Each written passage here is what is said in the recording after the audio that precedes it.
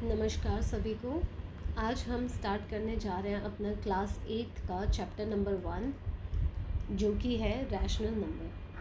ठीक है, आप इससे पहले वाली क्लासेस में पढ़ के आए हुए हैं कि रैशनल नंबर क्या होता है, बाकी नंबर्स के बारे में भी आपने पढ़ा होगा, होल नंबर क्या होता है, नेचुरल नंबर क्या होता है। ठीक है, पढ़ा सबने होगा, बट आप में से कितने बच्चों को याद होगा वो चीज़ कह नहीं सकते हैं। ठीक है, पर क्योंकि हम एक नया चैप्टर स्टार्ट करने जा रहे हैं, नया सेशन स्टार्ट कर रहे हैं, तो मैं फिर से आपको रिकैप करवा देती हूँ एक बार प्रीवियस चीज़ें जो आपने पढ़ी होंगी। ठीक है, हमारे पास बेटा दो टाइप के नंबर्स होते हैं। ठीक है, क्या क्या नंबर होते हैं? दो टाइप के नंबर होते हैं। एक होता है हमारा रियल नंबर, एक टाइप होता है हमारा इमेजिनरी नंबर। ठीक है, रियल नंबर हमारे ऐसे नंबर्स होते हैं जो आप अपनी डे टू डे लाइफ में ना कभी आपने ये नंबर्स का यूज़ किया होगा। ठीक है, आपने कहीं देखा होगा, किसी क्वेश्चंस में देखा होगा। अब तक आप ऐसे नंबर, जिन नंबर से डील करते हुए आ रहे हो, वो सारे रियल नंबर की कैटेगरी में आते हैं। ठीक है, फिर आपके आते हैं इमेजिनरी नंबर्स। ये एक ऐसे नंबर होते हैं जो सिर्फ हमारी इमेजिनेशन में एग्जिस्ट करते हैं, जिनका प्रॉपर सॉल्यूशन पॉसिबल नहीं है, बट ये नंबर एग्जिस्ट करते हैं। और इन नंबर्स के बारे में आप पढ़ोगे अपनी सीनियर क्लासेस में। ठीक है, अभी नहीं पढ़ेंगे तो अभी के लिए इसके बारे में डिस्कस नहीं करेंगे। अभी के लिए हम डिस्कस करेंगे सिर्फ रियल नंबर्स के बारे में। ठीक है, तो बेटा देखो, अब रियल नंबर है, इमेजिनरी नंबर के बारे में मैंने बताया हम डिस्कस नहीं करेंगे। ठीक है, रियल नंबर आपके ना दो टाइप के होते हैं, एक होता है रैशनल नंबर, एक होता है इरैशनल नंबर। ठीक है, डिफरेंस क्या है मैम? डिफरेंस से पहले हम देखेंगे कि रैशनल नंबर के अंदर आते हैं इंटीजर्स, इंटीजर्स के अंदर आते हैं होल नंबर, और होल नंबर के अंदर आते हैं नेचुरल नंबर। ठीक है, नेचुरल नंबर कैसे नंबर 1 2 3 जो आप नेचुरली अपनी डे टू डे लाइफ में काउंटिंग के लिए यूज़ करते हैं जिन नंबर्स का हम, वो हमारे नेचुरल नंबर कहलाते हैं। ठीक है, 1 से स्टार्ट होते हैं और इन्फिनिटी तक जाते हैं, राइट। उसके बाद आपका आता है होल नंबर। अगर मैंने नेचुरल नंबर में ज़ीरो और ऐड कर दिया तो मेरा होल नंबर कहलाएगा वो नंबर। ठीक है, ये कहाँ तक जाते हैं? ज़ीरो से लेके इन्फिनिटी तक जाते हैं। ठीक है, उसके बाद आते हैं आपके इंटीजर्स। होल नंबर किसका पार्ट है? इंटीजर्स का पार्ट है। नेचुरल नंबर किसके पार्ट है? होल नंबर के पार्ट है। ठीक है, तो इंटीजर्स में क्या क्या आते हैं आपके?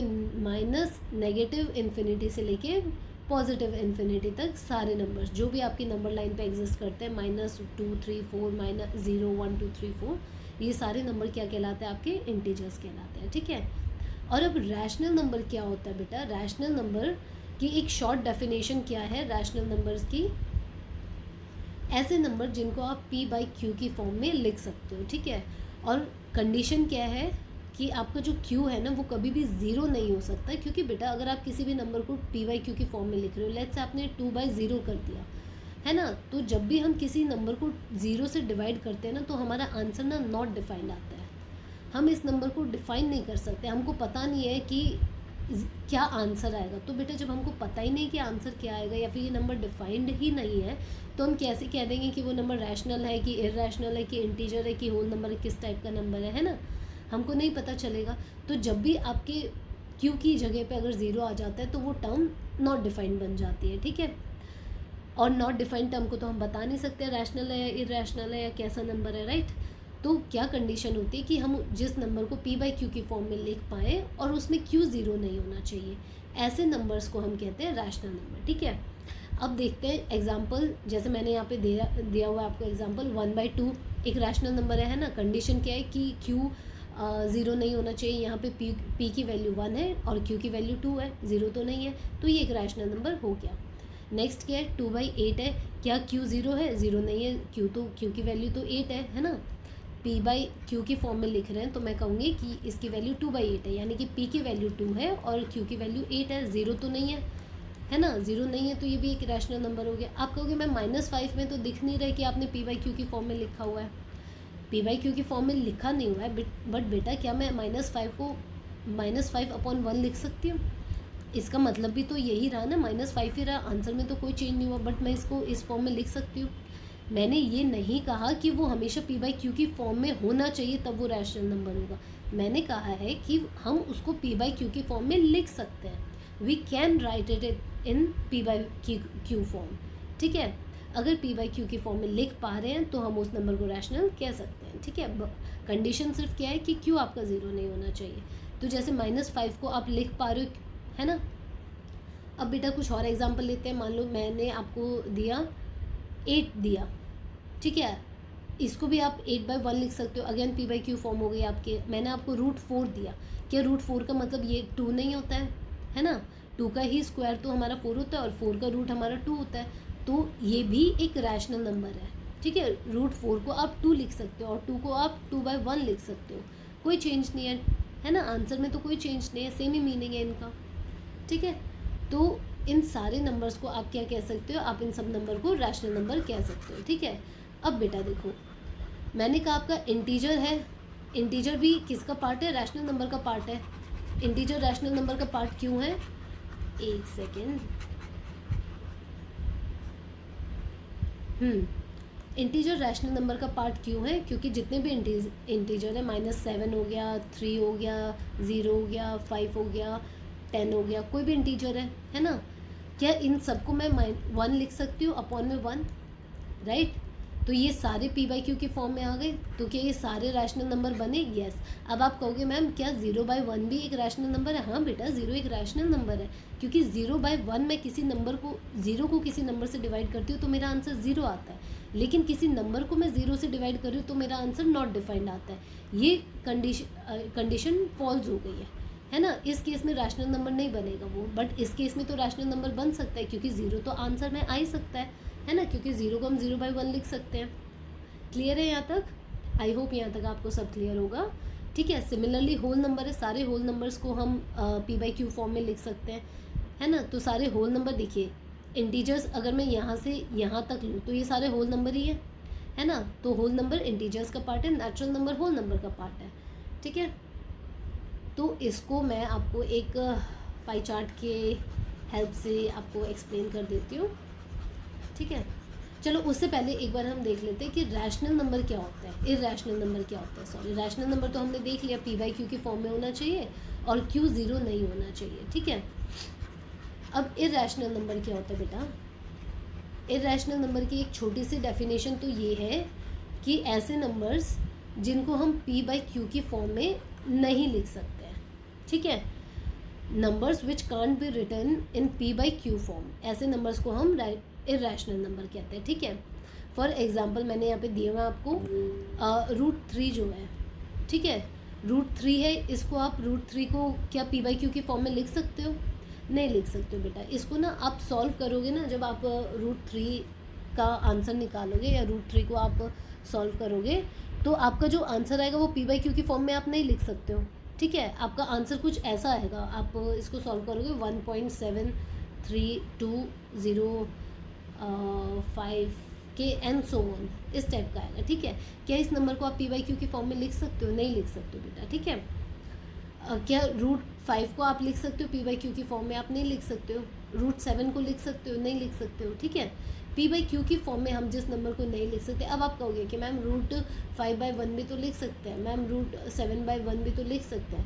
बेटा लिख सकते हो p/q की फॉर्म में। अच्छा, एक कंडीशन और होती है कि p और q आपके इंटीजर होने चाहिए, ठीक है, इंटीजर वैल्यू होनी चाहिए। पर √5 और √7 तो आपकी इंटीजर वैल्यू नहीं है ना। रैशनल नंबर में p/q के लिए एक कंडीशन तो है कि q आपका 0 के इक्वल नहीं होना चाहिए और p/q जो है दोनों आपके इंटीजर्स होने चाहिए, ठीक है। उस केस में सारे आपके रैशनल नंबर कहलाएंगे। बट यहाँ पे आप √5/1 लिख तो पा रहे हो, लेकिन यहाँ पे तो सिर्फ 1 आपका इंटीजर है, √5 तो आपका इंटीजर है ही नहीं, है ना। हम इस नंबर लाइन पे देख रहे हैं, हमको √5 कहीं भी नहीं दिख रहा है, तो √5 आपका इंटीजर नहीं है। और अगर इंटीजर नहीं है तो हम नहीं कह सकते हैं कि ये रैशनल नंबर हुआ, ठीक है। अब बेटा आपने इस क्लास तक ना, आई होप यहाँ तक क्लियर होगा आपको, ठीक है। मैं फिर से रिपीट कर दे रही हूँ कि ऐसे नंबर्स जिनको आप p/q की फॉर्म में लिख सकते हो, और p/q है आपके इंटीजर है, p/q आपके इंटीजर होने चाहिए, ठीक है। अगर आप इन ऐसी फॉर्म में लिख सकते हो तो वो सारे रैशनल नंबर है, अगर आप ऐसी फॉर्म में नहीं लिख सकते हो तो वो आपके इरैशनल नंबर है, ठीक है। अब मैंने यहाँ पे एक एग्जांपल दिया हुआ है बेटा 22/7। ये एक ना स्पेशल केस है। 22/7 किस चीज़ की वैल्यू होती है, अगर आप रिकॉल कर पा रहे हो तो आपने 7th क्लासेस में या फिर प्रीवियस क्लासेस में एरिया पढ़ा होगा। तो आप सर्कल का एरिया या सर्कल का सर्कमफ्रेंस निकालते हैं 2πr करके सर्कमफ्रेंस निकालते हैं ना। तो इसमें ये जो पाई वर्ड है इसकी वैल्यू आप क्या लेते हैं बेटा 22/7 लेते हैं, है ना। एक वैल्यू ये लेते हैं, एक वैल्यू क्या लेते हैं हम 3.14, ठीक है। इन दोनों में से कोई वैल्यू लेते हैं सॉल्व करते टाइम। तो बेटा जो पाई है ना ये अपने आप में एक इर्रेशनल नंबर है, क्योंकि इसकी एग्जैक्ट वैल्यू ना 22/7 है, क्योंकि अगर ये 22/7 होती तो 22 भी हमारा इंटीजर है, 7 भी हमारा इंटीजर है, तो ये तो एक रैशनल नंबर बनना था, है ना। लेकिन जब हम पाई को सॉल्व करके उसकी एग्जैक्ट वैल्यू निकालते हैं ना बेटा, तो ये हमारे पास आती है, एक सेकेंड,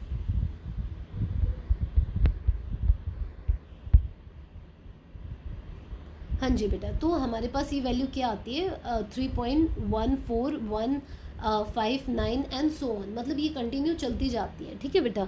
ये वैल्यू कंटिन्यू चलती जाती है, ख़त्म नहीं होती है, ठीक है। और अगर ख़त्म नहीं हो रही है कहीं पे भी तो हमको पता ही नहीं कि एग्जैक्ट वैल्यू क्या आएगी इसकी। तो एग्जैक्ट वैल्यू हमको पता नहीं है, तो हम कैसे कह सकते हैं कि उसकी 22/7 है, क्योंकि अगर आप किसी भी इंटीजर वैल्यू को ना डिवाइड कर रहे हो ना तो एक टाइम पे जाके वो टर्मिनेट हो जाती है, वो ख़त्म हो जाएगी वैल्यू बेटा, ठीक है।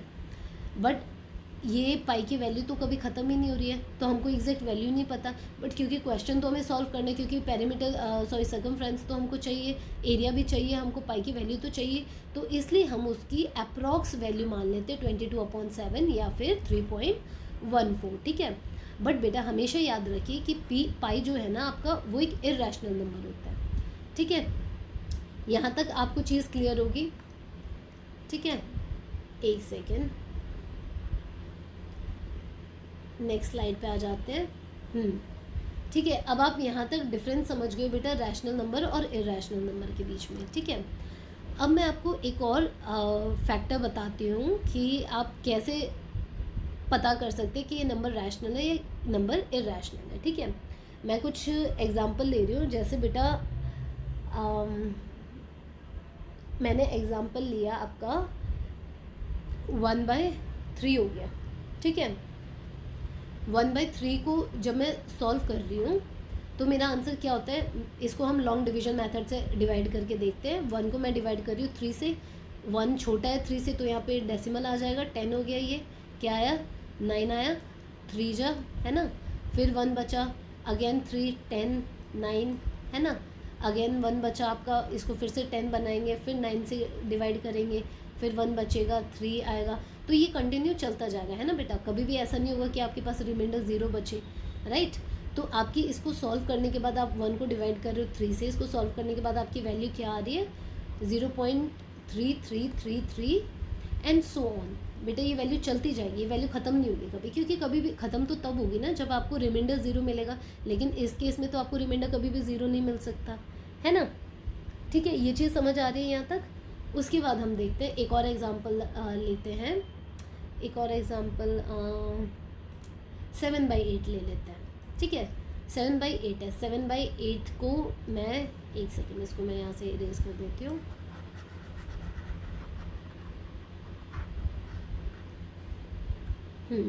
अब मैं 7 को डिवाइड कर रही हूँ 8 से, ठीक है, क्योंकि 7 छोटा नंबर है तो पॉइंट आएगा, है ना। कितने पे 70 हो गया ना, कितने पे जाएगा 8 पे जाएगा, 7 8 8 जो 64, 6 बचा, किस पे जाएगा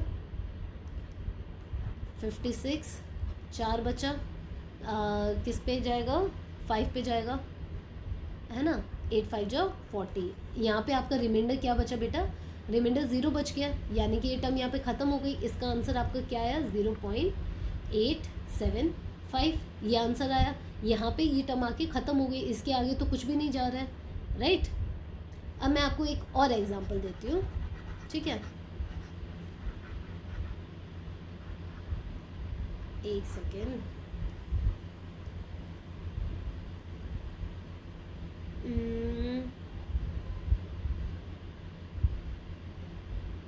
एक एग्जांपल लेते हैं, जैसे चलो पाई की वैल्यू ले लेते हैं। पाई की वैल्यू क्या है बेटा, पाई की वैल्यू मैंने आपको बताया था क्या वैल्यू होती है 0.141592 एंड सो ऑन। ये चलती जाती है, ठीक है, ख़त्म नहीं होती है, ठीक है। अब एक और ले लेते हैं, √7 की वैल्यू ले ली मैंने, ठीक है। √7 की वैल्यू क्या हो गई 2.6457 5 1 3 एंड सो ऑन, ये चलती जा रही है बेटा, ठीक है, चलती जा रही है, सॉल्व ही नहीं हो रही है, ठीक है। तो क्या अब आपको ये 4 वैल्यूज़ देख के बेटा कोई डिफरेंस नज़र आ रहा है? अगर आपको नज़र आ रहा है तो क्या आप ये चीज़ देख पा रहे हो कि इसमें हमने देखा कि एक डिजिट है जो बार बार रिपीट हो रही है, ठीक है। तो क्या मैं इसको, इस सॉल्यूशन को ऐसा कह सकती हूँ कि ये सॉल्यूशन रिपीटिंग है? ठीक है, मैंने कह दिया कि ये जो सॉल्यूशन आ रहा है इसमें क्योंकि एक नंबर है 3 जो बार बार रिपीट हो रहा है, तो मैंने कह दिया कि ये वाला सॉल्यूशन रिपीटिंग है, ठीक है। क्या इसमें ये सॉल्यूशन रिपीट हो रहा है? यहाँ पे आपको कोई भी नंबर बार बार रिपीट होता दिख रहा है? नहीं दिख रहा है, तो हम क्या इसको ऐसा कह सकते हैं कि ये नॉन रिपीटिंग है ना। क्या इसमें मुझे कोई नंबर, जहाँ तक आप देख पा रहे हो 1 3 1 5 9 2 डैश डैश डैश, क्या यहाँ तक कोई ऐसा नंबर है जो रिपीट होता दिख रहा है आपको? यहाँ तक नहीं हो रहा बेटा, और आगे भी नहीं हो रहा है, मतलब क्योंकि यहाँ पे हमें नहीं पता आगे क्या है, बट मैं आपको बता रही हूँ कि रिपीट नहीं होता है, ठीक है। तो ये भी टर्म कैसी है? नॉन रिपीटिंग है, ठीक है। अब मैं यहाँ पे आपको एक और नंबर का एग्जांपल देती हूँ। मान लो कोई भी नंबर है जिसका ना सॉल्यूशन हमारा कुछ ऐसा आ रहा है 0.7358828282, ठीक है। क्या यहाँ पे आपको बेटा कोई नंबर दिख रहा है? ये कंटिन्यू है, ख़त्म नहीं हुआ है, चले जा रहा है, ठीक है। अब इस केस में क्या आपको टर्म कोई रिपीट होती दिख रही है? मेरे को 7 3 5 8 तक तो कोई रिपीट नहीं होती दिख रही, लेकिन उसके बाद मेरे को दिख रहा है कि 8 2 8 2 8 2 8 2 बार बार रिपीट हो रहे हैं। ज़रूरी नहीं है बेटा कि सिर्फ एक ही टर्म रिपीट हो, 3 टर्म 4 टर्म कितने भी टर्म्स रिपीट हो सकती हैं, बट एक बार जब वो टर्म आ गई तो उसके बाद वो हमेशा रिपीटिशन में ही चलेंगी, उसके बाद कोई डिफरेंट टर्म नहीं आएगी बीच में। जैसे यहाँ पे 3 आ गया तो उसके बाद 3 3 3 ही आए जा रहा है। अब जैसे यहाँ पे 8 2 का एक पेयर आ गया, उसके बाद 8 2 8 2 8 2, और ये इन्फिनिटी तक 8 2 ही चलता जाएगा, इनके बीच में कभी भी कोई दूसरा नंबर नहीं आएगा, ठीक है, कोई दूसरा नंबर नहीं आएगा। इसलिए हम क्या कह रहे हैं कि ये टर्म रिपीटिंग है। 2 है तो कोई फ़र्क नहीं पड़ता, 1 है कोई फ़र्क नहीं पड़ता, बस फ़र्क इस चीज़ से पड़ता है कि क्या वो रिपीटिंग है, क्या वो नॉन रिपीटिंग है। तो इस केस में हमको दिख रहा है कि 8 2 8 2 बार बार रिपीट हो रहा है, राइट, तो हम कह सकते हैं कि ये रिपीटिंग है, ठीक है। और यहाँ पे भी हमको क्या दिख रहा है? 6 4 5 7 5 1 3 एंड सो ऑन चलता ही जा रहा है, मतलब इसको भी हम कह सकते हैं कि ये नॉन रिपीटिंग है। बताओ, यहाँ तक आपको सभी को चीज़ें क्लियर हुई कि मैं आपसे क्या कह रही हूँ? मैं आपसे कह रही हूँ कि बेटा जो टर्म, अगर हमको सॉल्यूशन में कोई टर्म रिपीट होती दिख रही है तो मैं उस टर्म को कहूँगी रिपीटिंग है। अगर सॉल्यूशन में वो टर्म, कोई भी टर्म रिपीट होती नहीं दिख रही है तो मैं कहूँगी नॉन रिपीटिंग है मेरा सॉल्यूशन, ठीक है, या वो टर्म जो है, वो फ्रैक्शन जो है, वो नंबर जो है वो नॉन रिपीटिंग है। इतना क्लियर है? ठीक है। अब इसके बाद चलते हैं हम, एक चीज़ होती है, एक वर्ड होता है टर्मिनेटिंग, ठीक है। आप में से बहुत लोग मतलब जानते होंगे, जो नहीं जानते वो बच्चों के लिए है कि टर्मिनेट होने का मतलब होता है कि एंड कर देना, ख़त्म कर देना किसी चीज़ को, ठीक है। तो टर्मिनेटिंग का मतलब हुआ कि ऐसी टर्म जो ख़त्म हो जा रही है, ठीक है, और उसका ऑपोजिट क्या हुआ? नॉन टर्मिनेटिंग, ऐसी टर्म जो कभी भी ख़त्म नहीं हो रही है, ठीक है। तो अब ये है 1/3 का जो सॉल्यूशन 0.3333, क्योंकि मैंने यहाँ पे डैश डैश डैश डैश लगाया है, तो क्या ये टर्म टर्मिनेटिंग है या नॉन टर्मिनेटिंग है? आप अपने अकॉर्डिंग बताओ, क्योंकि मुझे तो दिख रहा है कि ये कभी भी ख़त्म नहीं हो रही। जो चीज़ ख़त्म हो जाए उसको हम टर्मिनेटिंग कहते हैं, जो ख़त्म ना हो उसको हम नॉन टर्मिनेटिंग कहते हैं। तो ये ख़त्म तो हो नहीं रही है, तो क्या मैं इसको ऐसे कह सकती हूँ कि ये टर्म नॉन टर्मिनेटिंग है ना। तो ओवरऑल कैसी बनी? नॉन टर्मिनेटिंग एंड रिपीटिंग बनी, ठीक है। आ जाओ, अब ये वाली टर्म क्या है? 7/8 का क्या है? देखो 8 आया, 7 आया, 5 आया, क्या 5 के बाद कोई सॉल्यूशन आया? नहीं, 5 के बाद तो मेरा रिमाइंडर 0 आ गया था, हमने सॉल्व किया ना, 5 के बाद तो मेरा रिमाइंडर 0 आ गया था। तो 0 आने का मतलब कि ये टर्म यहाँ पे ख़त्म हो गई, अब इसके बाद इसका कोई सॉल्यूशन नहीं है। तो जो चीज़ ख़त्म हो जाए उसको हम क्या कहते हैं? टर्मिनेटिंग कहते हैं, ठीक है। ये वाली टर्म कैसी? Non terminating but repeating. ये टर्म कैसी हुई? टर्मिनेटिंग, ओहो टर्मिनेटिंग की स्पेलिंग ही गलत लिख दी, टर्मिनेटिंग एंड नॉन रिपीटिंग, ठीक है। अब नीचे वाली टर्म कैसी है? देखो रिपीट भी हो रही है लेकिन टर्मिनेट भी नहीं हो रही है, राइट। तो क्या कहूँगी मैं इसे? नॉन टर्मिनेटिंग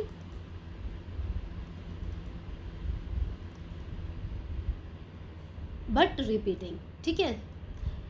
और अब इन केसेस में क्या हो रहा है बेटा, ठीक है, समझ में आया, इसके भी हमने लिख दिया। नेक्स्ट है, इसमें क्या हो रहा है, क्या कोई टर्म ये टर्मिनेटिंग है, नॉन टर्मिनेटिंग है? आप कहोगे मैम नॉन टर्मिनेटिंग है, टर्मिनेटिंग को अब मैं शॉर्ट में लिख रही हूँ, ठीक है। आगे रूट 7 है, इसका सॉल्यूशन क्या है, हम देख रहे हैं कि ये तो चलता ही जा रहा है, कहीं पे ख़त्म भी नहीं हो रहा है, ख़त्म नहीं हो रहा है तो मतलब नॉन टर्मिनेटिंग है, ठीक है। तो बेटा अब आप ये चीज़ समझ पा रहे होगे कि मैंने इरेशनल नंबर वाले ब्रैकेट में क्या लिखा है, ऐसी टर्म्स जो नॉन टर्मिनेटिंग है और नॉन रिपीटिंग है, ठीक है। जिन टर्म्स का सॉल्यूशन या जिन टर्म्स को हम जब सॉल्व कर रहे हैं, या जो नंबर्स कभी भी ना ख़त्म होते हैं और ना कभी रिपीट हो रही है उनकी कोई डिजिट, ठीक है, यानी कि नॉन टर्मिनेटिंग और नॉन रिपीटिंग, ऐसे नंबर्स हमारे क्या होते हैं, इरेशनल नंबर होते हैं, ठीक है, इरेशनल नंबर होते हैं। इन नंबर्स को हम कभी भी पी बाई क्यू की फॉर्म में नहीं लिख सकते, जिसमें कि पी बाई क्यू दोनों हमारे इंटीजर वैल्यू, क्योंकि जब भी अगर इंटीजर वैल्यू होगी ना बेटा, तो आपके या तो वो नॉन टर्मिनेटिंग रिपीटिंग का केस होगा ना, या वो टर्मिनेटिंग नॉन रिपीटिंग का केस होगा, या फिर वो नॉन टर्मिनेटिंग और रिपीटिंग का केस होगा, ठीक है। इन तीनों में से कोई केस बनेगा अगर आपके ये इंटीजर्स होंगे पी बाई क्यू की फॉर्म में, और अगर इन तीनों में से कोई केस बनेगा तो वो हमेशा क्या कहलाएगा, रैशनल नंबर कहलाएगा, ठीक है। और जब भी आपका नॉन टर्मिनेटिंग और नॉन रिपीटिंग होगा, यानी कि आप इस नंबर को कभी भी पी बाई क्यू की फॉर्म में नहीं लिख सकते हो जिसमें पी बाई क्यू की वैल्यू इंटीजर हो कोई, ठीक है। तो ऐसे नंबर्स हमारे क्या कहलाते हैं, इरेशनल नंबर कहलाते हैं, ठीक है बेटा। यहाँ तक आई होप आप सभी को एकदम क्लियर हो गया होगा, ठीक है, कि रैशनल नंबर क्या है, इरेशनल नंबर क्या है। थोड़ा सा मतलब लेक्चर ये लंबा हो गया है, बट कोई बात नहीं, थोड़ा सा हम रिकैप करने की कोशिश करें, क्योंकि नई चीज़ पढ़ने का मज़ा तब तक नहीं है जब तक हमको पुरानी चीज़ एकदम अच्छे से दिमाग में सेट हुई हुई नहीं है। नेक्स्ट टॉपिक हमारा रहेगा बेटा properties of rational numbers. Properties क्या होती है बेटा, जैसे हमने अब देख लिया कि रैशनल नंबर क्या होता है, ठीक है। तो अब हम उन नंबर्स को अपने मैथमेटिकल सॉल्यूशंस निकालने के लिए यूज़ करेंगे, ठीक है। तो किसी भी चीज़ को हमको यूज़ करने से पहले ये चीज़ पता होनी चाहिए कि उसके बारे में पता होना चाहिए, उसके नेचर, उसकी प्रॉपर्टीज़ के बारे में पता होना चाहिए, राइट? तो ऐसे ही फर्दर इस चैप्टर में क्या है, आपके रैशनल नंबर की प्रॉपर्टीज़ है, ठीक है। तो आपकी पहली प्रॉपर्टी क्या है, आपकी पहली प्रॉपर्टी है क्लोजर प्रॉपर्टी, ठीक है। क्लोजर का सीधा सीधा ये मतलब होता है कि चार टाइप के हमारे पास ना मैथमेटिकल ऑपरेशन होते हैं बेटा, ठीक है। मैथमेटिकल ऑपरेशन होते हैं, ठीक है, जो कि क्या क्या होता है, एडिशन, सब्ट्रैक्शन, मल्टीप्लीकेशन और आपका डिवीजन। ये चार टाइप के हमारे पास मैथमेटिकल ऑपरेशन होते हैं, ठीक है। अब हम क्लोजर प्रॉपर्टी का सीधा सीधा मतलब ये होता है कि कोई भी रैशनल नंबर ले रहे हैं हम, मान लीजिए कोई भी रैशनल नंबर ए लिया मैंने, ठीक है, अभी मैंने इसकी वैल्यू नहीं दी है, चलो ऊपर नीचे दोनों करके बता देती हूँ आपको। 1/4 ले लिया है, एक रैशनल नंबर, ठीक है। और इसमें मैंने पहली मैथमेटिकल ऑपरेशन लगाया जो कि क्या है, एडिशन है, यानी कि एक रैशनल नंबर को मैं ऐड कर रही हूँ दूसरे रैशनल नंबर से, बी हो गया। इसमें मैंने मान लो 2/4 हो गया। तो क्या जो मुझे आंसर में मिल रहा है, यानी कि ए प्लस बी को सॉल्व करके अगर मुझे सी आंसर में मिल रहा है, इस केस में मुझे 3/4 आंसर में मिल रहा है, तो क्या ये रैशनल नंबर है या ये रैशनल नंबर नहीं है, ठीक है। अगर ये रैशनल नंबर हुआ तो मैं कहूंगी कि rational number are closed under addition, ठीक है। अंडर एडिशन क्यों बोल रही हूँ, क्योंकि एडिशन का मैथमेटिकल ऑपरेशन लगाया हुआ मैंने।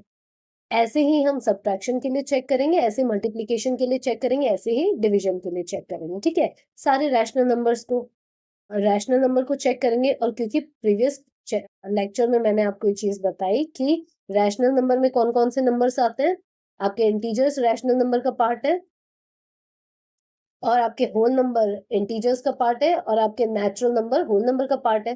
तो हम इन चारों टाइप के नंबर्स के लिए ये सारी प्रॉपर्टीज चेक करेंगे, ठीक है। इन सारे मैथमेटिकल ऑपरेशंस के अंडर ये प्रॉपर्टी चेक करेंगे, ठीक है। तो स्टार्ट करते हैं फर्स्ट। पहला हम चेक करते हैं क्लोजर प्रॉपर्टी, किसके लिए, होल नंबर के लिए करते हैं फर्स्ट, ठीक है। नंबर ले लिए, किन नंबर्स के लिए चेक करना है, होल नंबर्स के लिए चेक करना है। और चेक क्या क्या करना है, चारों मैथमेटिकल ऑपरेशन। तो पहला मैथमेटिकल ऑपरेशन मेरा क्या हुआ, एडिशन हुआ, है ना। एडिशन को कैसे चेक करेंगे, एडिशन को चेक करेंगे अगर एक होल नंबर को मैं ऐड कर रही हूँ दूसरे होल नंबर से, तो क्या मुझे आंसर में एक होल नंबर मिल रहा है। अगर यस, तो मेरा वो property, closure property under addition satisfy कर रहा है होल नंबर। ठीक है, एग्जांपल लेते हैं। मान लीजिए 3 एक होल नंबर है। होल नंबर पता है ना आप सभी को, 0 1 2 3 4 और ऐसे प्लस इन्फिनिटी तक, ये सारे आपके होल नंबर होते हैं। तो 3 प्लस 4 किया मैंने, क्या आंसर मिला, 7 मिला। ये एक होल नंबर है, ये भी एक होल नंबर है। क्या 7 एक होल नंबर है, 7 भी एक होल नंबर है। तो मैं कह सकती हूँ ये प्रॉपर्टी सेटिस्फाई कर रही है। एक और एग्जांपल ले लेते हैं। 5 एक होल नंबर है, प्लस 0, आंसर में क्या मिला, 5 ही मिला। एक होल नंबर है ये भी, 0 भी एक होल नंबर है और 5 भी एक होल नंबर है। तो यहाँ पे भी प्रॉपर्टी सेटिस्फाई कर रही है ना। एडिशन में मैं देख रही हूँ किसी भी दो होल नंबर को मैं ऐड कर रही हूँ, ऐड मेरा मल्टी मैथमेटिकल ऑपरेशन है जो मैंने अभी लगाया हुआ है। तो मेरी क्लोजर प्रॉपर्टी सेटिस्फाई कर रही है। तो मैं इस स्टेटमेंट को, इस वाक्य को कैसे लिखूंगी, मैं कहूंगी whole number are closed under addition. ठीक है, कहने का मतलब कि जब हम एडिशन मैथमेटिकल ऑपरेशन लगा के चेक करते हैं तो होल नंबर्स जो है वो क्लोज्ड है। क्लोज्ड होने का मतलब दो नंबर्स के बीच में जो ऑपरेशन लग रहा है और आंसर में मुझे जो नंबर मिल रहा है वो सेम है। यानी कि लेफ्ट साइड और राइट साइड आपके इक्वल टू के लेफ्ट साइड वाले नंबर्स और आपके राइट साइड वाले नंबर सेम है। ठीक है, एडिशन के लिए चेक किया, नेक्स्ट किसके लिए चेक करेंगे, सब्ट्रैक्शन के लिए चेक करेंगे। ठीक है, कोई भी होल नंबर लेते हैं, मान लीजिए मैंने लिया 8 लिया, -4 कर दिया, क्या आंसर मिला, 4 मिला। ये एक होल नंबर है, ये भी एक होल नंबर है और 4 भी एक होल नंबर है। यानी कि प्रॉपर्टी सेटिस्फाई कर रहा है, राइट। तो आपके अकॉर्डिंग प्रॉपर्टी अभी सेटिस्फाई कर रहे हैं, सब्ट्रैक्शन में है ना। तो क्या मैं कह दूं कि whole number are closed under subtraction आएगा अब की बार, क्योंकि सब्ट्रैक्शन किया हमने मैथमेटिकल ऑपरेशन अभी। ठीक है, लेकिन बेटा एक और एग्जांपल लेती हूँ, जब मैं इसका इन्वर्स कर देती हूँ, इसका रिवर्स कर देती हूँ, सॉरी इन्वर्स नहीं कहेंगे, रिवर्स कहेंगे। ठीक है, रिवर्स कर देती हूँ, 4 को मैं माइनस कर रही हूँ 8 से, यानी कि 4 मेरा मैथमेटिकल ऑपरेशन सब्ट्रैक्शन और 8। तो मुझे आंसर क्या मिल रहा है, -4। ये एक होल नंबर है, ये भी एक होल नंबर है, लेकिन क्या -4 एक होल नंबर है, नहीं, -4 तो एक इंटीजर है ना, होल नंबर नहीं है। तो क्या मेरी क्लोजर प्रॉपर्टी यहाँ पे सेटिस्फाई हुई, नहीं हुई। मैं जब लेफ्ट हैंड वाले मेरे दोनों होल नंबर है, लेकिन राइट हैंड वाला मेरा होल नंबर नहीं है, वो एक इंटीजर आया, तो क्लोज नहीं कह सकती मैं इसको, है ना। देखो बेटा, एक साइड में एक बार जब हमने टेस्ट किया, चेक किया, तो वो सब्ट्रैक्शन में ट्रू आया, लेकिन जब हमने दूसरे नंबर्स के साथ चेक किया तो वो फॉल्स आया। लेकिन जब भी हम कोई प्रॉपर्टी अगर ट्रू कह रहे हैं, ठीक है, कोई भी प्रॉपर्टी एग्जिस्ट कर रही है, तो वो हर केस में एग्जिस्ट करनी चाहिए। आप एडिशन के केस ले लीजिए, अगर एडिशन का आप केस ले रहे हैं तो आप कोई भी होल नंबर लगा के अपने आप से बैठ के ट्राई कीजिए, आप उनको ऐड करेंगे तो आपको हमेशा एक होल नंबर मिलेगा। ठीक है, लेकिन सब्ट्रैक्शन के केस में अगर एक बार भी ऐसा हो गया कि आपका केस सेटिस्फाई नहीं हो रहा है, यानी कि आपके लेफ्ट हैंड साइड वाले नंबर्स आपके राइट हैंड साइड वाले नंबर के टाइप के इक्वल नहीं आ रहे, यानी कि होल नंबर है और इस साइड इंटीजर आ गया। अगर होल नंबर आता तो ट्रू होता, बट इंटीजर आ गया तो ये फॉल्स हो गया। तो इस केस में, सब्ट्रैक्शन के केस में, हमारे होल नंबर क्लोज्ड नहीं है। ठीक है, तो क्या लिखेंगे स्टेटमेंट के फॉर्म में, अगर इसको एक्सप्रेस करना है तो होल नंबर, नंबर सही है, are not closed under subtraction. ठीक है, थर्ड किसके लिए चेक करेंगे, हमारा थर्ड मैथमेटिकल ऑपरेशन क्या था, मल्टीप्लीकेशन, है ना। तो मल्टीप्लीकेशन लगा के देख लेते हैं हम। कोई भी नंबर लिया, मैंने ले लिया 5 इंटू 2 इज इक्वल टू कितना मिला, 10 मिला। यानी कि लेफ्ट हैंड साइड में एक होल नंबर है जिसको मैंने मल्टीप्लाई किया दूसरे होल नंबर से, तो मुझे आंसर जो मिला वो एक होल नंबर है। तो प्रॉपर्टी ट्रू हो गई यहाँ पे। ऐसे ही आप कोई और नंबर ले लीजिए, आप ले लीजिए 2 इंटू 0 कर दिया मैंने, दोनों होल नंबर है, ये भी एक होल नंबर है, ये भी एक होल नंबर है, और आंसर में मुझे 0 मिला, 0 भी एक होल नंबर है। तो यहाँ पर भी प्रॉपर्टी ट्रू हो गई। आप अपनी तरफ से ऐसे कोई भी नंबर सोच सकते हैं बेटा, हर केस में मल्टीप्लीकेशन में ये प्रॉपर्टी ट्रू रहेगी, है ना। तो इसको स्टेटमेंट फॉर्म में क्या लिखूंगी, कैसे लिख सकते हैं?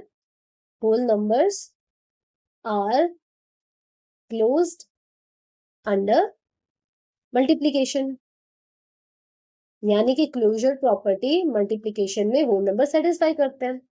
ठीक है, आगे चलते हैं। मल्टीप्लीकेशन हो गया, और अब फोर्थ मैथमेटिकल ऑपरेशन क्या था हमारा? डिवीजन था। ठीक है, डिवीजन में होल नंबर चेक करते हैं हम। कोई भी होल नंबर लिया, मैंने लिया 15 divided by 5 is equal to क्या हुआ? 3 आया। क्या 15 एक होल नंबर है? आप कहोगे यस मैम। 5 एक होल नंबर है? यस। क्या 3 एक होल नंबर है? यस। लेफ्ट हैंड साइड वाला जो नंबर का टाइप है वही राइट हैंड साइड के नंबर के टाइप के इक्वल है, तो मतलब मेरा क्लोजर प्रॉपर्टी सेटिस्फाई कर रहा है डिवीजन में, है ना? एक और एग्जांपल ले लेते हैं। और 12 लिया, डिवाइडेड बाय 6 किया, क्या आंसर मिला? 2 आया। 12 एक होल नंबर है, 6 भी एक होल नंबर है, और 2 भी एक होल नंबर है, यहाँ पे भी प्रॉपर्टी ट्रू हो गई। बट क्या जब मैं इसका रिवर्स कर दे रही हूँ, 5 डिवाइडेड बाय 15 कर दे रही हूँ, तो क्या मुझे एक होल नंबर मिल रहा है? मुझे मिल रहा है 1/3। क्या ये एक होल नंबर है? नहीं, ये तो एक रैशनल नंबर है ना? पी बाई क्यू की फॉर्म में है, और पी भी इंटीजर है, क्यू भी एक इंटीजर है, तो ये एक रैशनल नंबर है। यानी कि जो मेरे लेफ्ट हैंड वाला टाइप था, जो कि एक होल नंबर है, वो मेरे राइट हैंड वाले टाइप के इक्वल नहीं है ना? नॉट इक्वल टू है। तो अगर इक्वल नहीं है, तो यहाँ पे इस वाले केस में मेरी क्लोजर प्रॉपर्टी सेटिस्फाई नहीं हुई, राइट? और सेटिस्फाई नहीं हुई, तो इस चीज को हम स्टेटमेंट फॉर्म में कैसे लिखेंगे? अगर एक भी केस में ऐसा हो गया कि प्रॉपर्टी सेटिस्फाई नहीं हो रही है, तो वो फिर एंटायर ऑपरेशन के लिए नॉन सेटिस्फाई हो जाती है। ठीक है, तो अब इसके लिए क्या लिखेंगे? Whole numbers are not closed under division. ठीक है बेटा, समझे आप? होल नंबर के लिए अब हमने टेस्ट कर लिया। ठीक है, ऐसे ही आपको बाकी नंबर्स के लिए भी टेस्ट करना है। आपको रैशनल नंबर, ये आपको खुद करना है। ठीक है, नेचुरल नंबर और इंटीजर्स। ठीक है, चारों, क्योंकि रैशनल नंबर के सारे पार्ट है, whole number, natural number, integers, ये सब रैशनल नंबर के पार्ट है, तो हमको सबके लिए टेस्ट करना पड़ेगा। ठीक है, तो रैशनल नंबर के लिए आप जब टेस्ट, सबसे पहली प्रॉपर्टी कौन सी? पहला मैथमेटिकल ऑपरेशन क्या है हमारा? एडिशन है ना? एडिशन का शॉर्ट फॉर्म लिख रही हूँ मैं यहाँ पे, स्पेस थोड़ा सा कम है बेटा मेरे पास। ठीक है, एडिशन में क्या है? कोई भी एक रैशनल नंबर ले रहे हैं आप, 2/3 लिया प्लस 1/3 लिया, क्या आ गया? 3/3, यानी कि 1 आ गया आपका। कैसा नंबर है? रैशनल नंबर है। आप इसको 3/3 भी लिख सकते हो और 1/1 भी लिख सकते हो, है ना? है तो ये रैशनल नंबर की फॉर्म ना, तो आपका लेफ्ट हैंड साइड और राइट हैंड साइड क्या हो गया? आपका रैशनल नंबर हो गया। ठीक है, यानी कि लेफ्ट हैंड साइड वाला जो टाइप है वही आपके राइट हैंड वाला टाइप है, तो ये प्रॉपर्टी ट्रू हो गई।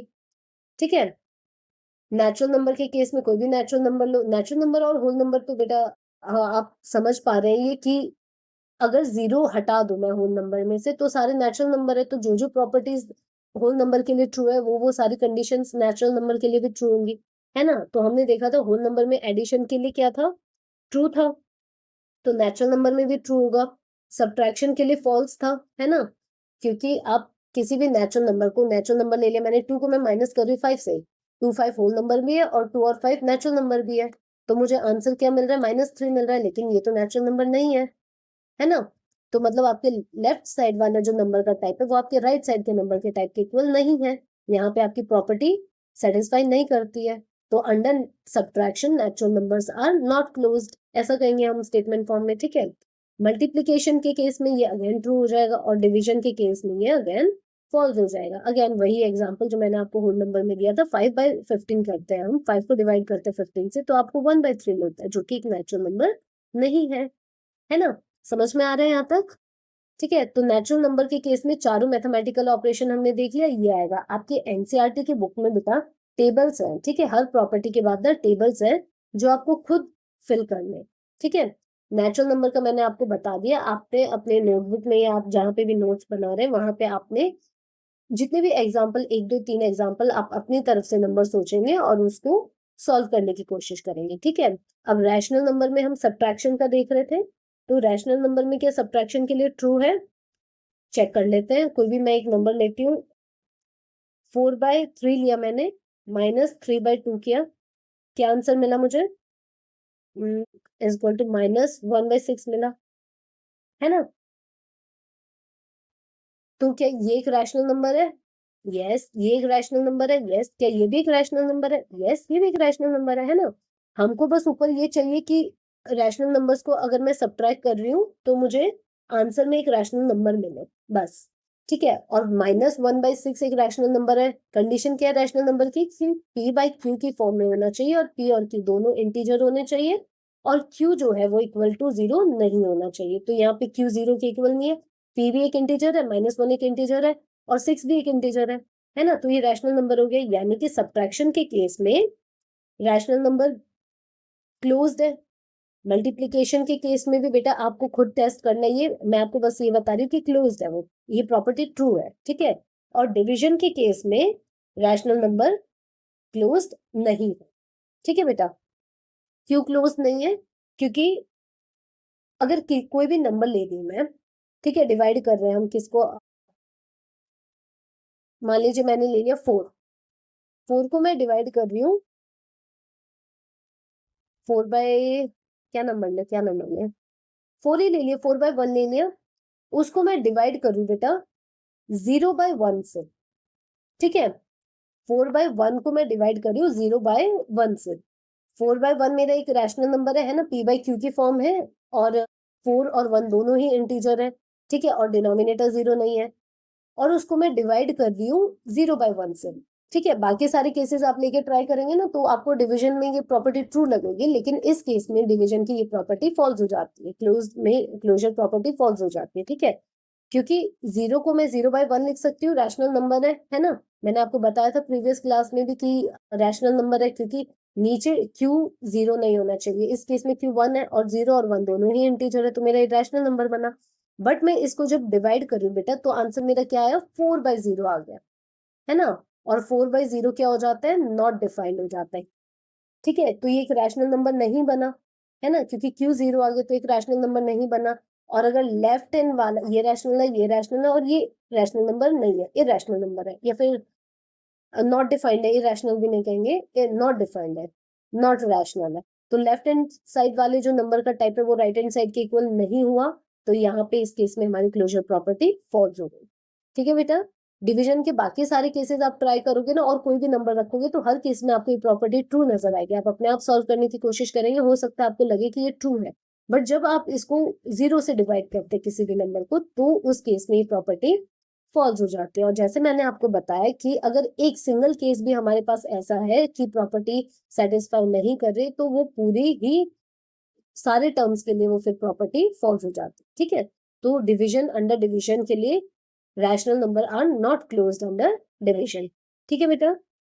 अब इंटीजर के लिए चेक करते हैं, इंटीजर के लिए आप एग्जांपल खुद लेके चेक करेंगे, मैं बस आपका जो एनसीईआरटी का टेबल है वो फिल करा देती हूँ। Under addition they are closed, under subtraction they are closed, under multiplication भी क्लोज्ड है और अंडर डिवीजन क्लोज्ड नहीं, ठीक है? ये एग्जांपल आप डिवीजन में अगेन वही वाला रीजन है कि मैं 4 को डिवाइड कर रही हूँ 0 से, ये एक इंटीजर है, ये भी एक इंटीजर है, लेकिन आंसर नॉट डिफाइंड मिल रहा है जो कि एक इंटीजर नहीं है ना? तो सेम केस कि नीचे 0 आने की वजह से ये एक इंटीजर नंबर नहीं बचता है और नहीं बचेगा इंटीजर तो मतलब लेफ्ट हैंड वाले जो टाइप है वो राइट हैंड वाली टाइप के इक्वल नहीं है, तो मतलब क्लोजर प्रॉपर्टी सेटिस्फाई नहीं करे, ठीक है बेटा? यहाँ तक आई होप आप सभी को क्लियर होगा। नेक्स्ट बेटा, जैसे हमने क्लोजर प्रॉपर्टी चेक की चारों नंबर के लिए चारों मैथमेटिकल ऑपरेशन के साथ, वैसे ही अब सेकंड प्रॉपर्टी है हमारी कॉम्यूटेटिव प्रॉपर्टी। क्लोजर प्रॉपर्टी क्या कहती थी कि अगर आप लेफ्ट हैंड साइड के बीच में लेफ्ट हैंड के नंबर्स के दो नंबर ले रहे हैं, कोई भी दो टाइप के नंबर ले रहे हैं, उनके बीच में आप मैथमेटिकल ऑपरेशन लगा रहे हैं तो आपको आंसर में जो नंबर मिल रहा है वो सेम उसी टाइप का नंबर होना चाहिए। कहने का मतलब होल नंबर लिया तो आपको आंसर में होल नंबर मिलना चाहिए, इंटीजर लिया तो इंटीजर मिलना चाहिए, रैशनल नंबर लिया तो रैशनल नंबर मिलना चाहिए, ठीक है? अब यहाँ पे कॉम्यूटेटिव प्रॉपर्टी आपको क्या कहती है? कॉम्यूटेटिव प्रॉपर्टी कहती है अगर आपने कोई नंबर लिया और उसके बीच में आपने मैथमेटिकल ऑपरेशन लगाया दूसरे नंबर के साथ, वो आपका इक्वल होना चाहिए अगर आप दूसरे नंबर के साथ सेम मैथमेटिकल ऑपरेशन लगा रहे हो पहले नंबर के साथ। समझे? कंफ्यूजिंग हो गया थोड़ा सा? मैं क्या कह रही हूँ, मान लीजिए मैथमेटिकल ऑपरेशंस क्या है मेरे, मैथमेटिकल ऑपरेशन मेरा एडिशन है, सब्ट्रैक्शन है, मल्टीप्लिकेशन है और डिविजन है। कहने का मतलब कॉम्यूटेटिव कब ट्रू होगी, या हम कब कहेंगे कि natural numbers are commutative under addition या कॉम्यूटेटिव अंडर सब्ट्रैक्शन, हम ये कब कहेंगे, हम कहेंगे जब मैंने कोई नंबर लिया, अगर एडिशन करा ए को प्लस किया बी से, तो मुझे आंसर में जो वैल्यू मिल रही है वो इक्वल होनी चाहिए बी को प्लस किया ए के साथ। ठीक है, यानी कि लेफ्ट हैंड साइड वाली आपकी जो वैल्यू आएगी सॉल्व करके, वो आपके राइट हैंड साइड के इक्वल होनी चाहिए। अगर वो इक्वल है तो हम कहेंगे कि प्रॉपर्टी कॉम्यूटेटिव सेटिस्फाई कर रहा है, अगर वो इक्वल नहीं है तो हम कहेंगे सेटिस्फाई नहीं कर रहा है। अब यहाँ पे मैथमेटिकल ऑपरेशन आपका कोई भी हो सकता है, सब्ट्रैक्शन हो सकता है, मल्टीप्लीकेशन हो सकता है, डिविजन हो सकता है। ठीक है, तो ये प्रॉपर्टी हमने चेक करनी है सारे नंबर्स के लिए। ठीक है, सारे रैशनल नंबर्स के लिए, और रैशनल नंबर हमारे, हमने देखा चारों नंबर ही रैशनल नंबर के पार्ट है। तो सबसे पहले हम चेक कर लेते हैं किसके लिए, नेचुरल नंबर के लिए। ठीक है, नेचुरल नंबर के लिए फर्स्ट किस में चेक करेंगे, एडिशन में चेक करेंगे। यानी कि मेरा मैथमेटिकल ऑपरेशन क्या है इस केस में, एडिशन है। तो मैं कोई भी नेचुरल नंबर लूंगी, मैंने ले लिया 5, उसमें ऐड करूंगी दूसरा नेचुरल नंबर, क्या हो गया, 2 हो गया। ठीक है, और 2 में जब मैं 5 प्लस कर दूं, यानी कि लेफ्ट हैंड साइड वाली मेरी टर्म जो है और राइट हैंड साइड वाली टर्म है, क्या वो इक्वल आ रही है। 5 प्लस 2 क्या होता है, 7 है, और 2 प्लस 5 क्या है, 7 है। क्या ये दोनों इक्वल है, इक्वल है। आप कहोगे यस मैम इक्वल है, तो मेरी under addition natural numbers are commutative. ठीक है, या फिर कॉम्यूटेटिव प्रॉपर्टी एडिशन के केस में नेचुरल नंबर सेटिस्फाई करता है। ठीक है, लेफ्ट हैंड वैल्यू और राइट हैंड वैल्यू सेम आ गई मेरी, है ना। और 5 नेचुरल नंबर है, 2 एक नेचुरल नंबर है। अब सब्ट्रैक्शन के लिए चेक करते हैं। सब्ट्रैक्शन के केस में 3 माइनस 2 किया मैंने और 2 माइनस 3 किया, ये आपका लेफ्ट साइड है, ये आपका राइट साइड है ना। तो या इस केस में आंसर क्या मिला, 1 मिला। इस केस में आंसर क्या मिला, -1 मिला। क्या प्रॉपर्टी ट्रू है, नहीं। 1 और -1 तो इक्वल नहीं होता ना। आप कहोगे नहीं मैम प्रॉपर्टी ट्रू नहीं है ना। अब कोई भी अपनी तरफ से, बेटा देखो यहाँ पे मैं लिमिटेड टाइम है और लिमिटेड मैं आपको एग्जांपल दे सकती हूँ। अगर आपके दिमाग में कोई डाउट है अपने कॉन्सेप्ट्स को और क्लियर करने के लिए, आप अपने अकॉर्डिंग, अपने माइंड के अकॉर्डिंग कोई भी एग्जांपल लेके ट्राई करके देख सकते हैं।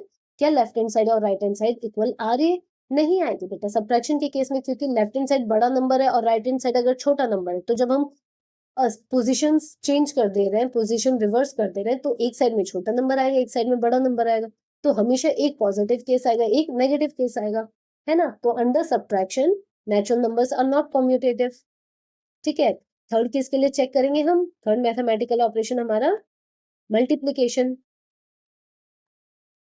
अब इसको भी चेक कर लेते हैं। नेचुरल नंबर लिया मैंने, अगेन 3 और 2 ले लेती हूँ। 3 इंटू 2 किया, क्या वो इक्वल है 2 इंटू 3 के। लेफ्ट साइड है, ये राइट साइड है। लेफ्ट साइड क्या आया, 6 आया, और राइट साइड क्या आया, 6 आया। दोनों इक्वल है, तो प्रॉपर्टी क्या हो गई, ट्रू हो गई। आप अगेन मैं कह रही हूँ अपने अकॉर्डिंग और भी मल्टीपल एग्जांपल्स लेके चेक कर सकते हैं। ठीक है, नेक्स्ट अब चेक करेंगे किसके लिए, फोर्थ मैथमेटिकल ऑपरेशन क्या है मेरा, डिविजन है ना। डिविजन के लिए हम चेक करते हैं। 6 डिवाइडेड बाय 2 किया मैंने, क्या वो 2 डिवाइड, एक सेकंड मैं इसको ऊपर वाले को डिलीट ही कर देती हूँ।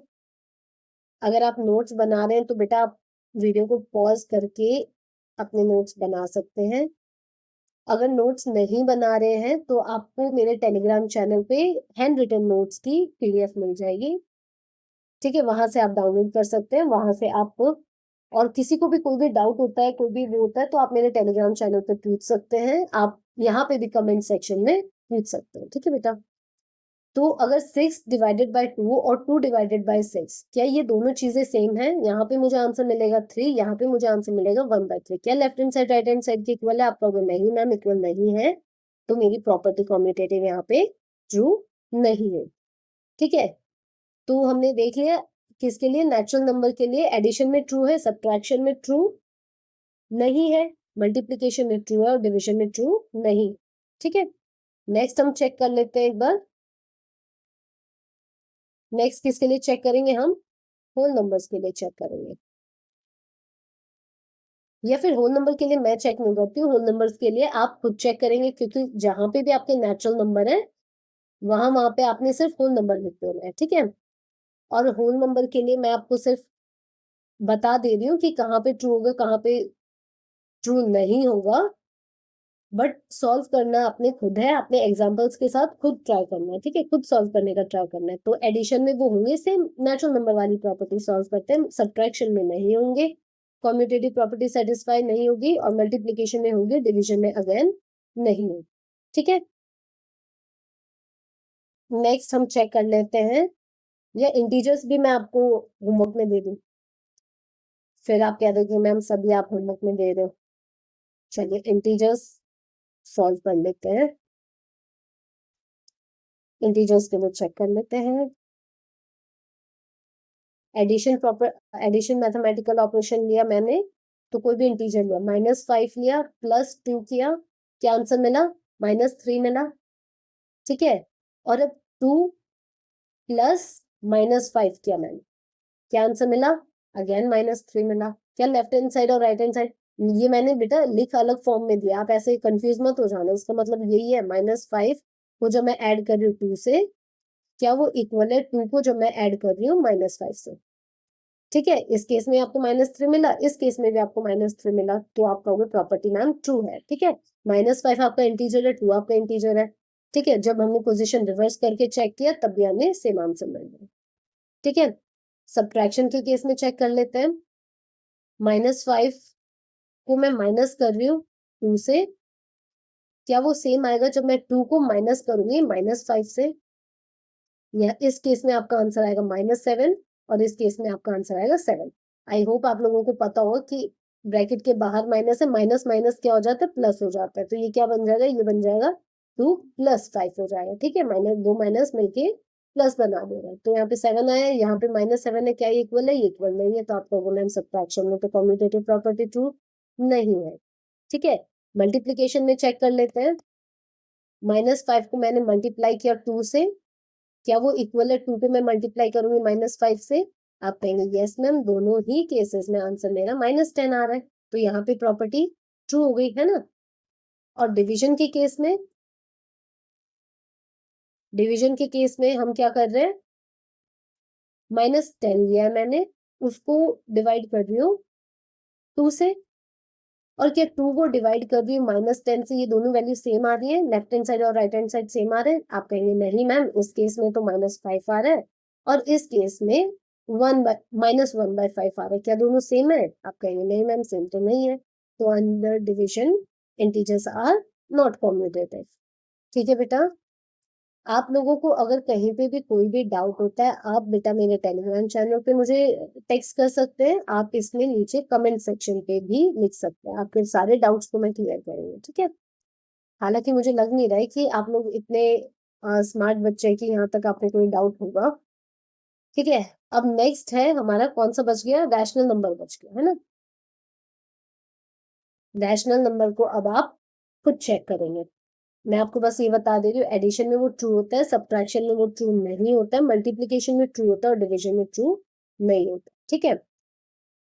सब्ट्रैक्शन का एग्जांपल दे देती हूँ, एडिशन और मल्टीप्लीकेशन तो आप चेक कर लेंगे, कोई भी नंबर ले लीजिए। सब्ट्रैक्शन में हम एक बार चेक कर लेते हैं, मैंने एक नंबर लिया, अगेन 4/3 लिया, उसको मैंने माइनस किया 3/2 से, और इस साइड पे -3/2, माइनस नहीं आएगा यहाँ, है ना, सॉरी वो मुझसे मिस्टेक हो गई, माइनस तो हमारे यहाँ पे मैथमेटिकल ऑपरेशन है, 3/2 नेगेटिव नंबर नहीं है, ठीक है। 3/2 को मैंने सब्ट्रैक्ट किया 4/3 से, इस केस में मुझे क्या मिल रहा है, इस केस में मुझे मिल रहा है -1/6, और इस केस में मुझे क्या मिल रहा है 1/6, ठीक है। क्या ये इक्वल है, आप कहेंगे नहीं मैम इक्वल नहीं है, ठीक है। सेम आप डिवीजन के केस में देख लीजिए, डिवीजन के केस में रैशनल नंबर आपने लिया, 4 एक रैशनल नंबर है, डिवाइड किया आपने 0 से, आपको रैशनल नंबर नहीं मिलेगा, आपको नॉट डिफाइन जो वैल्यू आएगी वो एक टर्म, एक नॉट डिफाइंड नंबर है ना, तो रैशनल नंबर नहीं मिला, और रैशनल नंबर नहीं मिला तो हम क्या कहेंगे कि rational numbers are not commutative under division, ठीक है बेटा। अब हमारी थर्ड प्रॉपर्टी जो आती है, थर्ड प्रॉपर्टी है, उसका नाम है एसोसिएटिव, ठीक है। एसोसिएटिव प्रॉपर्टी हमको क्या कहती है? एसोसिएटिव प्रॉपर्टी का सिर्फ इतना मतलब है कि लेफ्ट हैंड साइड और राइट हैंड साइड की इक्वल वैल्यू आनी चाहिए जब हम पेयरिंग चेंज कर देते हैं, ठीक है। फर्स्ट फैक्टर क्या होता है? इसमें 3 नंबर होते हैं, ठीक है। मान लीजिए एडिशन के केस ले रही हूँ मैं, ठीक है। एग्जांपल के लिए एडिशन का केस ले रहे हैं हम, 5 + 2 + 3, ठीक है। ये आपका लेफ्ट हैंड साइड हो गया और same terms right hand side आएंगे, 5 + 2 + 3। इस केस में मैं पेयर ले रही हूँ 5/2, ठीक है। एक पेयर लिया 5/2, पेयर मतलब कि आपने एक ब्रैकेट लिया, ठीक है।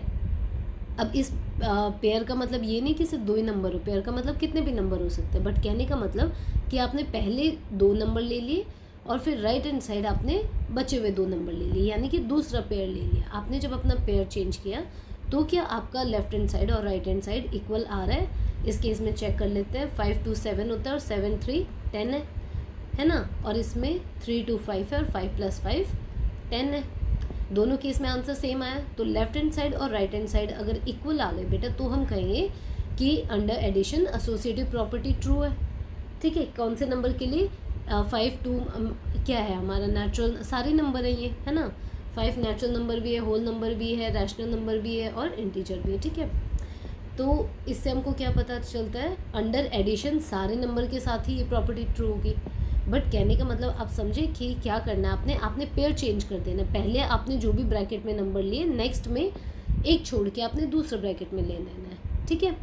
तो ऐसी प्रॉपर्टी को हमको चेक करना है उसके बाद कि लेफ्ट साइड और राइट साइड अगर सेम आंसर आ रहा है तो एसोसिएटिव प्रॉपर्टी सेटिस्फाई कर रही है, अगर सेम आंसर नहीं आ रहा है तो एसोसिएटिव प्रॉपर्टी सेटिस्फाई नहीं कर रही है, ठीक है। तो अब तक जैसे हम चेक करते आए हैं हमारे सारे नंबर्स को, आप उन सब नंबर्स को चेक करेंगे, खुद चेक करेंगे, ठीक है। मैं नहीं कराऊंगी, आप चेक करेंगे, ठीक है। पहला हमारा नेचुरल नंबर है। मैं सिर्फ आपको बता दे रही हूँ कि आपका आंसर क्या है, वेदर प्रॉपर्टी सेटिस्फाई करेगी या नहीं करेगी, ठीक है। बट चेक आपने खुद करना है, ठीक है।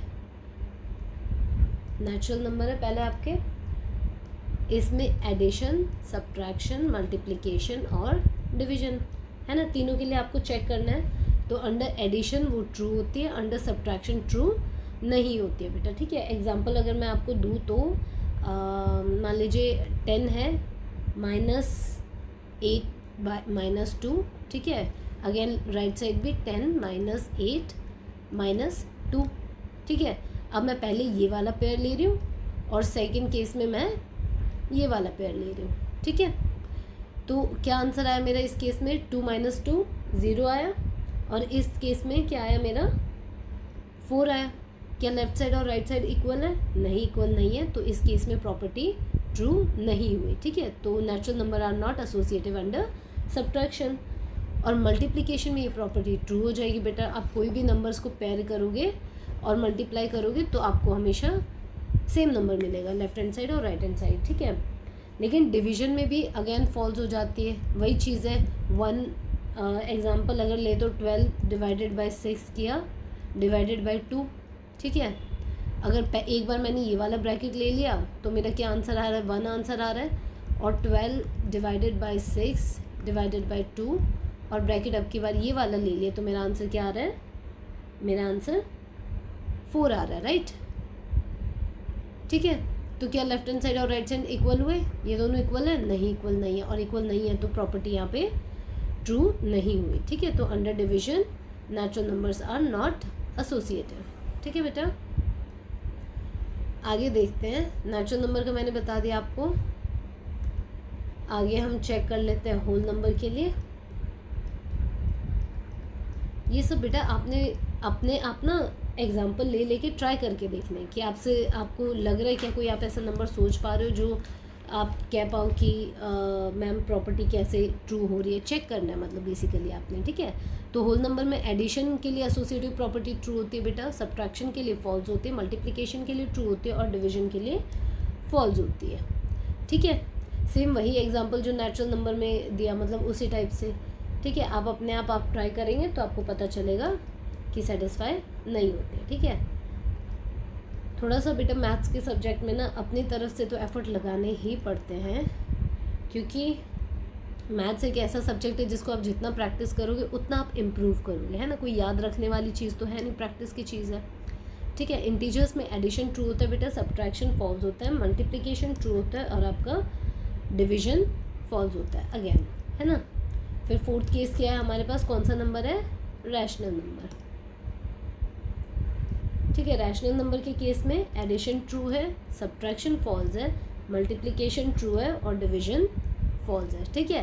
कहने का मतलब एसोसिएटिव प्रॉपर्टी ना सारे टाइप के नंबर्स में सेम टाइप की वो शो करती है, ठीक है। एडिशन सबके लिए ट्रू है, सब्ट्रैक्शन सबके लिए फॉल्स है, मल्टीप्लिकेशन सबके लिए ट्रू है और डिवीजन सबके लिए फॉल्स है, ठीक है बेटा। चलो यहाँ तक आई होप सबको एकदम बढ़िया तरीके से सब कुछ समझ आ रहा है, और अगर नहीं समझ आ रहा है तो कमेंट सेशन में आके आप अपनी समस्या, अपने डाउट्स लिख सकते हैं, ठीक है बेटा। चलिए आगे बढ़ते हैं। कल अब नेक्स्ट हम करेंगे बेटा एसोसिएटिव प्रॉपर्टी के बाद एक टर्म होती है जिसको हम कहते हैं थर्ड है, फोर्थ प्रॉपर्टी, है ना। ये एक ऐसा प्रॉपर्टी नहीं है, बट आप इसको ऐसा कंसिडर कर सकते हैं कि एक मतलब प्रॉपर्टी समझ लो, चलो ठीक है। फोर्थ प्रॉपर्टी क्या है, आइडेंटिटी, ठीक है। आइडेंटिटी का मतलब होता है बेटा, आइडेंटिटी सिर्फ दो ही टाइप की है आपकी, ठीक है। चारों मैथमेटिकल ऑपरेशन के लिए नहीं होती है आपकी, एक एडिशन के लिए होती है और एक मल्टीप्लिकेशन के लिए होती है, ठीक है। अब इन टर्म से आप क्या समझते हैं आइडेंटिटी से, आइडेंटिटी का मतलब होता है बेटा, एडिशन के केस में आइडेंटिटी का मतलब क्या हुआ कि कोई भी नंबर है, लेट्स से मैं यहाँ पे नीचे लिखती हूँ, एडिशन वाली आइडेंटिटी को हम क्या कहेंगे, एडिटिव आइडेंटिटी,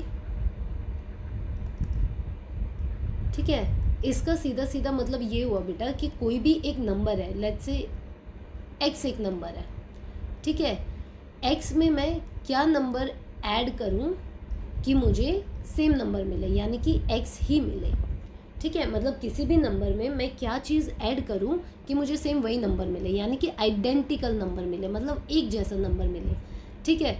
तो एक्स में अगर आप सोच पा रहे हो कि मैं क्या ऐड कर सकती हूँ तो मुझे सेम नंबर मिलेगा, तो आप में से काफ़ी सारे इंटेलिजेंट बच्चे होंगे जो कहेंगे मैम अगर आप एक्स में ज़ीरो ऐड कर दोगे तो आपको एक्स ही मिलेगा, राइट।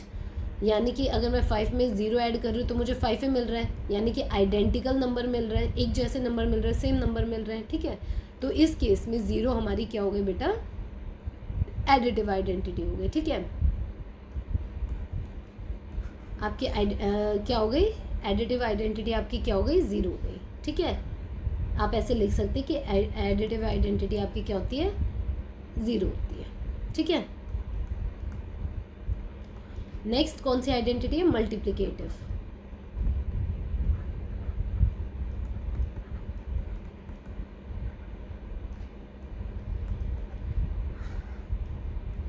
ठीक है। अगेन मल्टीप्लिकेटिव आइडेंटिटी में भी आपने क्या करना है, आपने करना है कोई भी नंबर है, लेट्स से अगेन एक्स ही है, उसको मैं मल्टीप्लाई कर रही हूँ किसी नंबर से, तो मुझे आंसर में क्या मिलना चाहिए बेटा, एक्स ही मिलना चाहिए, है ना। आइडेंटिकल नंबर मिलना चाहिए, सेम नंबर मिलना चाहिए। तो आप बताइए मुझे एक्स को मैं किस नंबर से मल्टीप्लाई करूँ कि मुझे सेम नंबर मिले, तो आप कहेंगे इंटेलिजेंट बच्चे हैं क्योंकि आप लोग कहेंगे मैम एक्स को आप 1 से मल्टीप्लाई करके देखो ना, आप अगर 1 से मल्टीप्लाई करोगे तो आपको सेम नंबर मिलेगा। जैसे कि मैं अगर 3/2 को मल्टीप्लाई कर रही हूँ 1 से तो मुझे क्या आंसर मिल रहा है, 3/2 मिल रहा है ना। 5 को मल्टीप्लाई कर रही हूँ 1 से, 5 मिल रहा है, आइडेंटिकल नंबर मिल रहे हैं, एक जैसे नंबर मिल रहे हैं, तो मेरी मल्टीप्लिकेटिव आइडेंटिटी क्या हो गई, 1 हो गई, ठीक है।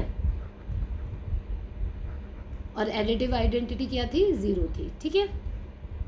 चलिए अब आगे देखते हैं, आइडेंटिटी हमने देख लिया, क्लियर है ना बेटा सबको ये चीज़।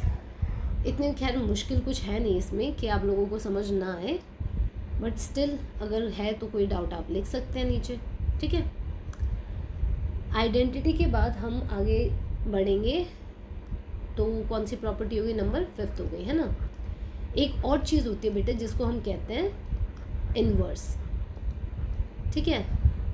इनवर्स भी हमारे दो ही टाइप के होते हैं बेटा, ठीक है। पहला होता है हमारा एडिटिव इनवर्स,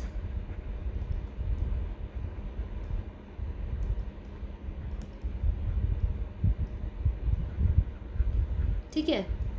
एडिटिव इनवर्स का क्या मतलब हुआ बेटा, इसका ये मतलब है कि कोई भी नंबर मैंने लिया, ए ले लिया कोई भी नंबर, उसको जब मैं ऐड कर रही हूँ, उसमें मैं कोई नंबर ऐड कर रही हूँ,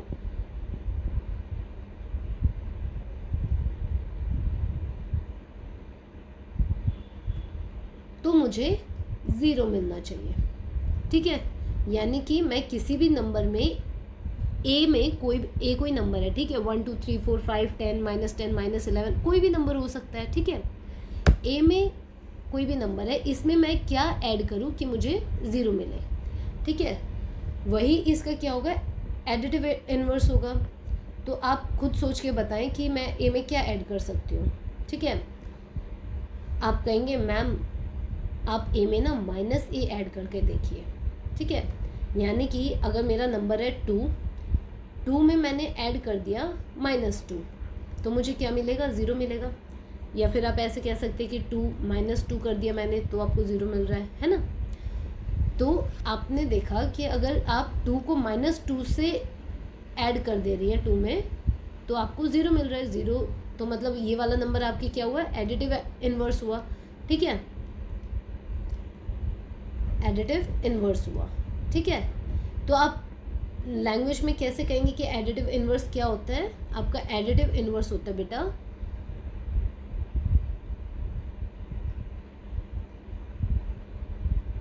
नेगेटिव ऑफ गिवन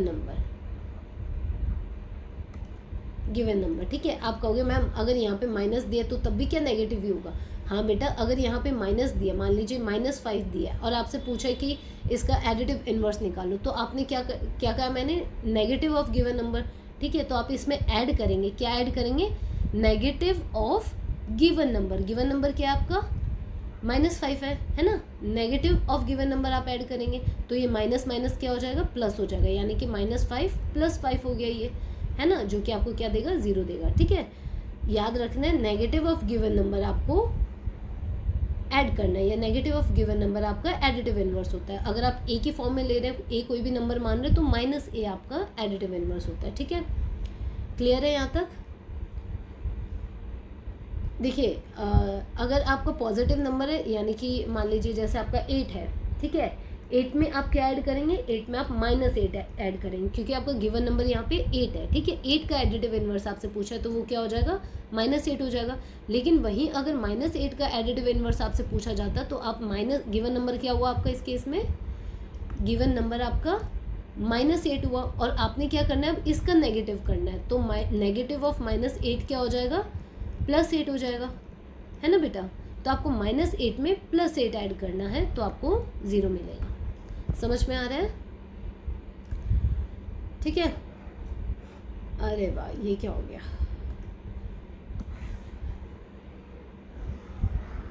ठीक है। एडिटिव इनवर्स हमने देख लिया। अब नेक्स्ट हमने देखना है मल्टीप्लिकेटिव इनवर्स,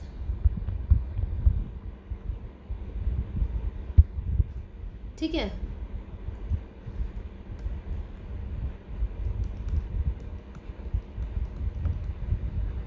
मल्टीप्लिकेटिव इनवर्स, ठीक है। जैसे एडिटिव इनवर्स के केस में हमने एक नंबर चुना था a, जिसमें हम कुछ ऐड कर रहे थे तो हमें 0 वैल्यू मिल रही थी। लेकिन मल्टीप्लिकेटिव के इनवर्स के केस में आपने क्या करना है, a को आपने मल्टीप्लाई करना है किसी ऐसे नंबर से कि आपको मल्टीप्लाई करने के बाद आंसर मिले 1, ठीक है। तो आप किस नंबर से मल्टीप्लाई करेंगे, आप अपना बहुत सारा दिमाग चलाएंगे तो आपको पता चलेगा कि a को हम 1/a से अगर मल्टीप्लाई करते थे तो ये दोनों तो आपस में कट जाएंगे, तो आंसर हमें क्या मिलेगा, 1 मिलेगा। तो इस केस में हमारा मल्टीप्लिकेटिव इनवर्स क्या हो गया, रेसिप्रोकल ऑफ गिवन नंबर, ठीक है। आप कैसे कहेंगे, रेसिप्रोकल ऑफ गिवन नंबर, ठीक है, स्टेटमेंट फॉर्म में लिखे तो। क्यों बेटा, क्योंकि अगर आप नंबर ले रहे हो 5 तो 5 का रेसिप्रोकल क्या होता है, 1/5 होता है, तो आपका मल्टीप्लिकेटिव इनवर्स क्या हो गया, 1/5 हो गया, ठीक है। लेकिन अगर आप नंबर ले रहे हैं 1/2 ठीक है। 1/2 अगर आपका नंबर है तो इसका मल्टीप्लिकेटिव इन्वर्स क्या हो जाएगा, 1/2 का रेसिप्रोकल क्या होता है, 2 होता है ना। तो आपको क्या आंसर मिलेगा, 1 मिलेगा। तो 1/2 का रेसिप्रोकल 2 हुआ, तो इस केस में 2 आपका मल्टीप्लिकेटिव इन्वर्स हुआ। ठीक है, समझ में आ रहा है। मैथमेटिकल फॉर्म में आप क्या लिखेंगे, रेसिप्रोकल ऑफ गिवन नंबर ही आपका मल्टीप्लिकेटिव इन्वर्स होता है। ठीक है, और नेगेटिव ऑफ गिवन नंबर आपका एडिटिव इन्वर्स होता है। ठीक है बेटा, यहाँ तक हमने अपनी सारी प्रॉपर्टीज़ ऑलमोस्ट इस चैप्टर की कवर कर ली है। ठीक है बेटा, अब सिर्फ एक लास्ट छोटी सी प्रॉपर्टी है जो हम देख लेते हैं, जिसको हम कहते हैं डिस्ट्रीब्यूशन ऑफ मल्टीप्लिकेशन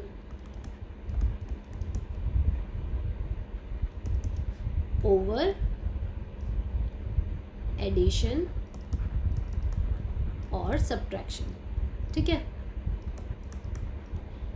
इस लेक्चर में ना बेटा ये चैप्टर का सारा इंट्रोडक्शन और सारी डेफिनेशंस वगैरह ख़त्म हो जाएगी। नेक्स्ट चैप्टर में हम एक्सरसाइज स्टार्ट करेंगे। ठीक है, तो डिस्ट्रीब्यूशन से ही आप समझ में आ रहा है कि हमें क्या करना है, हमने डिस्ट्रीब्यूट करना है। ठीक है, डिस्ट्रीब्यूट क्या करना है, मल्टीप्लिकेशन को डिस्ट्रीब्यूट करना है, किस किस में, एडिशन और सब्ट्रैक्शन में।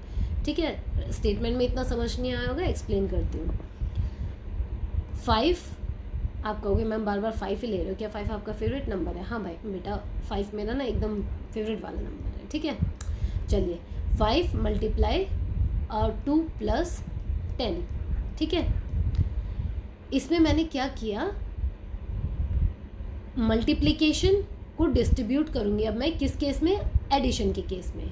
ठीक है, डिस्ट्रीब्यूट करने का मतलब कि ब्रैकेट के बाहर 5 है ना, तो 5 मेरे को एक बार इसको देना है और एक बार इसको देना है। ठीक है, तो एक बार इसको दूंगी तो वैल्यू क्या बन जाएगी, 5 × 2।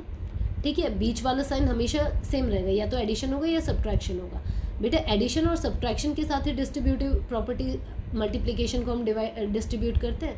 अगर इसके अलावा कोई और है तो हम डिस्ट्रीब्यूट नहीं करेंगे। ठीक है, तो 5 को आपने एक बार 2 को दे दिया, बीच वाला साइन सेम रहेगा, और फिर एक बार 5 आपको किसको देना है, 10 को देना है। 5 × 10 करना है, तो ये कितना हो गया, 10 हो गया प्लस 50 हो गया, आपका आंसर क्या आ गया, 60 आ गया।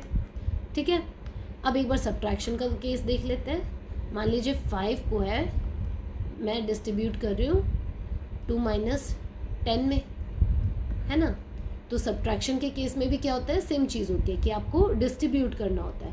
5 को आपने एक बार 2 को दिया तो 10 हो गया, सेंटर वाला साइन सेम रहेगा माइनस, और आपने 5 को 10 को भी दिया, 5 × 10 कितना हो गया आपका, 50 हो गया अगैन, है ना।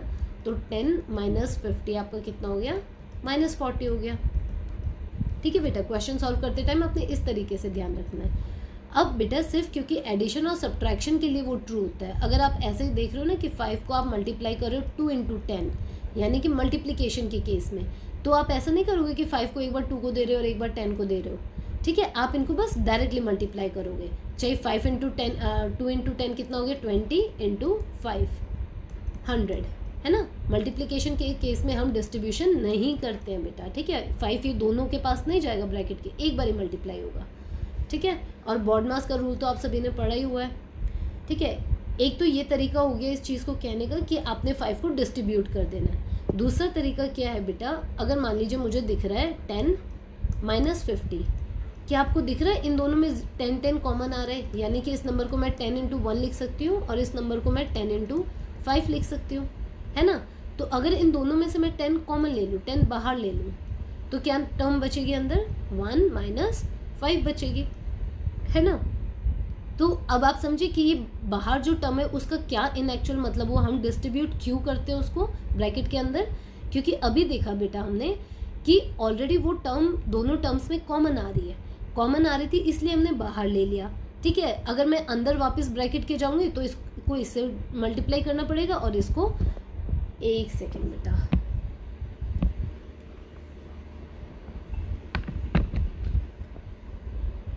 हाँ जी, इसको 1 से मल्टीप्लाई करना पड़ेगा, कहने का मतलब 10 को एक बार 1 से मल्टीप्लाई करना पड़ेगा अगर ये ब्रैकेट में खोल दूँ, और एक बार 10 को 5 से मल्टीप्लाई करना पड़ेगा, है ना। सेम वही बात हो गई कि इनको दोनों से हम इसलिए मल्टीप्लाई करते हैं क्योंकि ये ब्रैकेट से बाहर 5 तभी आया है जब ये इन दोनों टर्म्स में कॉमन था, है ना। जैसे 10 में भी 5 कॉमन है और 50 में भी 5 कॉमन है, इसलिए 5 जो है इन दोनों ब्रैकेट के बाहर आ गया।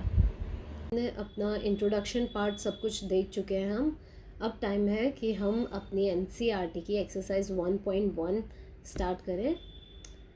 तो ये आपका फर्स्ट क्वेश्चन है जिसके 3 पार्ट है, मैंने तीनों एक ही स्क्रीन पे लिख दिए, ठीक है। आपने क्या पूछा है क्वेश्चन में, name the property under multiplication used in each of the following, ठीक है। अंडर मल्टीप्लिकेशन, क्योंकि अंडर मल्टीप्लिकेशन का मतलब सारे साइंस मल्टीप्लाई के हैं बीच में, ठीक है। प्रॉपर्टी मल्टीप्लिकेशन ऑपरेशन के अंडर चेक हो रही है, ठीक है। तो आपको प्रॉपर्टी का नाम बताना है इसमें, ठीक है बेटा। तो अब इसमें हम क्या देख रहे हैं, चेक करते हैं। ये आपको किसकी तरह दिख रहा है, एक सेकेंड। ये आपको क्या a इंटू बी दिख रहा है, इक्वल टू b इंटू ए। अगर आप सारी प्रॉपर्टीज़ रिकॉल कर पा रहे हैं जो हमने प्रीवियस क्लास में पढ़ी है, तो आप बता पाएंगे कि मैम a फिर mathematical operation b is equal to b mathematical operation a। अगर लेफ्ट हैंड साइड और राइट हैंड साइड इक्वल हुई तो हम कहते हैं कि हमारी कौन सी प्रॉपर्टी, कॉम्यूटेटिव प्रॉपर्टी जो है वो सेटिस्फाई हो रही है, ठीक है। यहाँ पे -4/5 into 1 is equal to 1 into -4/5 is equal to -4/5 का मतलब है बेटा, इस इक्वल टू -4 का मतलब है कि ये वाली टर्म भी इसके इक्वल आ रही है और ये वाली टर्म भी इसके इक्वल आ रही है, यानी कि ए बी सी तीनों आपस में इक्वल है। A is equal to B is equal to C, ठीक है। यहाँ पे ये पूरी टर्म मेरी ए हो गई, सॉरी ये पूरी टर्म मेरी ए हो गई, इक्वल टू की ये वाली टर्म बी हो गई और ये वाली टर्म सी हो गई। तो ये इंटरचेंज है, यानी कि a is equal to C B है, b is equal to C B है और a b भी आपस में सेम है, ठीक है। तो इसका मतलब ये वाली वैल्यू से भी मुझे c की वैल्यू मिल रही है, ये वैल्यू से भी मुझे c की वैल्यू मिल रही है, ठीक है।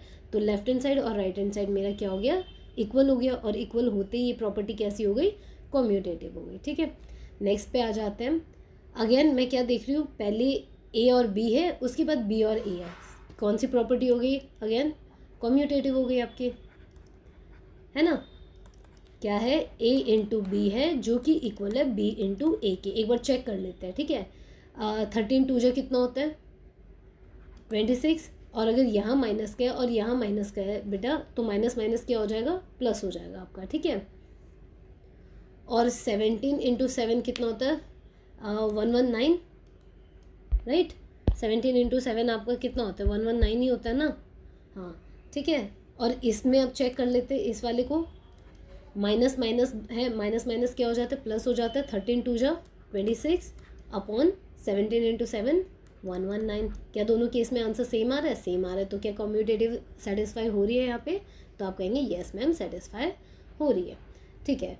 अब नेक्स्ट में क्या है कि दो नंबर्स को मल्टीप्लाई किया और मुझे आंसर क्या मिला है, 1 मिला है ना। तो अगर आप याद कर पा रहे हैं तो मैंने आपको लास्ट क्लास में कराया था ये चीज़ कि कोई भी एक नंबर है, -19/29 एक नंबर है, मैं उसको किस नंबर से मल्टीप्लाई करूं कि मुझे आंसर 1 मिले, ठीक है। आंसर 1 मिलने का मतलब यहाँ पे कौन सी टर्म आएगी, मल्टीप्लाई करके अगर आंसर 1 मिल रहा है तो मुझे मिलेगा यहाँ पे मल्टीप्लिकेटिव इन्वर्स, मल्टीप्लिकेटिव इन्वर्स मिलेगा मुझे यहाँ पे, ठीक है। ऐसी टर्म कोई भी नंबर है a है, उसको मैं अगर मल्टीप्लाई कर रही हूँ b से और मुझे 1 मिल रहा है, तो b क्या है, मल्टीप्लिकेटिव इन्वर्स है a का, है ना। और हमने पढ़ा था लास्ट क्लास में मल्टीप्लिकेटिव इन्वर्स क्या होता है, रेसिप्रोकल ऑफ द नंबर। तो अगर 19/29 है तो इसका रेसिप्रोकल क्या हो जाएगा, 29/-19, है ना। और मुझे दिख रहा है कि ये नंबर और ये नंबर जो है ये सेम है, तो यानी कि ये कौन सी प्रॉपर्टी हो गई, ये हो गई मल्टीप्लिकेटिव इन्वर्स की, ठीक है। आई होप यहाँ तक आप लोगों को क्लियर होगा। नेक्स्ट चलते हैं क्वेश्चन नंबर 2 पे, ठीक है। बहुत इजी एक्सरसाइज है, बहुत सिंपल चीज़ें हैं, ठीक है। बहुत सारा सिलेबस एनसीईआरटी में से कट हो चुका है, तो अब जो रिमेनिंग है वो बहुत सिंपल है, तो इसलिए ज़्यादा टाइम नहीं लगाएंगे। आप भी अपनी साइड से मेरे कराने से पहले आप अपनी साइड से ट्राई करेंगे इसको सॉल्व करने का, ठीक है। क्या कह रहा है नेक्स्ट क्वेश्चन में, tell what property allows you to compute 1/3 into, okay ठीक है बेटा, इसको इसके इक्वल रख पा रहे हो आप, तो कौन सी प्रॉपर्टी है वो, ठीक है। तो अगर मैं देखूँ तो इस नंबर को मैं मान लेती हूँ a, ये नंबर हो गया B, ये नंबर हो गया C। तो क्या ये ऐसा बन रहा है A into B into C, और B और C एक ब्रैकेट में is equal to A into B into C और B और C एक ब्रैकेट में, है ना। मैंने आपको कराया था एक प्रॉपर्टी जिसमें हम सिर्फ पेयर चेंज कर देते हैं, और पेयर चेंज करने के बाद भी आंसर हमारा अगर सेम आ रहा है, लेफ्ट साइड और राइट साइड इक्वल आ रही है, तो हम कहते हैं कि वो प्रॉपर्टी क्या है। अगर आप सोच पा रहे हैं तो कमेंट सेक्शन में लिखेंगे आप, ठीक है। तो प्रॉपर्टी क्या है, एसोसिएटिव, है ना। जब पेयर चेंज कर दिया हमने, पहले B और C का पेयर लिया है, B और C को मल्टीप्लाई करेंगे, उसके बाद उसको A से मल्टीप्लाई करेंगे, और राइट साइड में क्या किया है, पहले A B को साथ में मल्टीप्लाई करेंगे और जो आंसर आएगा उसको C से मल्टीप्लाई करेंगे, ठीक है। और अगर left hand side right hand side same answer आएगा तो हमारा प्रॉपर्टी एसोसिएटिव होगी और स्टेटमेंट ट्रू हो जाएगी, है ना। तो क्योंकि मल्टीप्लिकेशन में हमेशा हमको पता ही है, मैं इसलिए आपको मल्टीप्लाई करके नहीं दिखा रही हूँ, बट सेम आएगा, ठीक है। अगर आप लोग ट्राई करना चाहो तो इन तीनों को पहले मल्टीप्लाई करोगे इस तरीके से कि 6 इंटू आप 4/3 करोगे, पहले 6 इंटू 4/3 करोगे पहले, और जो आंसर आएगा उसको आप 1/3 से मल्टीप्लाई करोगे।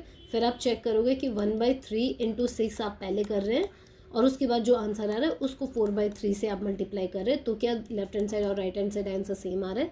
मुझे पता है कि सेम आएगा इसलिए मैंने आपको बता दिया, बट आपको अपने एंड पे ट्राई करके देखना है, ठीक है। और थर्ड क्वेश्चन क्या है हमारा, the product of to rational number is always. कितना सिंपल है ये, है ना। कोई भी रैशनल नंबर है, क्या लिया मैंने 1/2 लिया, और दो रैशनल नंबर 2 भी ले सकती हूँ। क्या आंसर आया 1 आया, 1 एक रैशनल नंबर है, यस मैम 1/1 लिख सकते हैं ना, P/Q की फॉर्म हो गई, PQ दोनों इंटीजर है और Q नॉट इक्वल टू 0 है, रैशनल नंबर हो गया, है ना। कोई भी और ले लो आप, 1/2 ले लो, इंटू 2/4 ले लो, 2/3 ले लो, क्या है 2/6 आया, P/Q की फॉर्म है, Q नॉट इक्वल टू 0 है और P और Q दोनों इंटीजर्स है, राइट। तो आप कितना भी आप नंबर्स लेके ट्राई कर लो, माइनस लेके ट्राई कर लो, प्लस लेके ट्राई कर लो, आपको हमेशा product of to rational number क्या मिलता है बेटा, एक रैशनल नंबर ही मिलेगा, ठीक है। तो इसके साथ हमारा चैप्टर नंबर 1 NCERT का introduction part and with exercise complete होता है बेटा, ठीक है। मिलते हैं आपसे नेक्स्ट चैप्टर के साथ, चैप्टर नंबर 2।